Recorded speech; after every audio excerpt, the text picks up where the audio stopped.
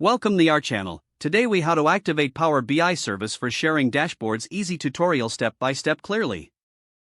To activate the Power BI service for sharing dashboards, start by opening your web browser. Navigate to the Power BI website. Log in using your Microsoft account credentials. Once you're logged in, you will land on your Power BI dashboard. On the left side, click on the Workspaces tab. Select the workspace where your dashboard is located. If you don't have a workspace, create a new one by clicking on Create a Workspace. After selecting or creating your workspace, locate the dashboard you want to share. Click on the dashboard to open it. In the upper right corner, find the Share button and click on it.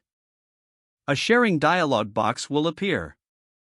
Enter the email addresses of the individuals or groups you want to share the dashboard with. You can adjust the permissions by checking or unchecking the. If you want recipients to share the dashboard, ensure you select that option. Once you've configured the settings, click on the Share button to proceed. The recipients will receive an email notification with a link to the shared dashboard. Now, let's check the sharing settings for confirmation. Go back to the dashboard and click on the Share button again. In the dialog, you can view the list of people with access. To remove access, click on the trash can icon next to their name. If you need to create a link for broader sharing, click on the Get Link option in the Share dialog. Set the permissions for the link, then copy it. You can now distribute this link to anyone you want to share the dashboard with. If the page does not load, refresh the browser or try again in a private or incognito window. Make sure you are using the correct email address, then retype it carefully to avoid small typos.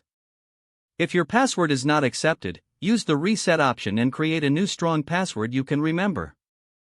Check your spam folder for verification or security emails, then complete any requested confirmation steps. Enable two-factor authentication if available to improve account security and reduce unauthorized access risk. After signing in, review your profile details so your contact information and settings are accurate and current. Don't forget to like this video and subscribe to our channel for more step-by-step tech guides.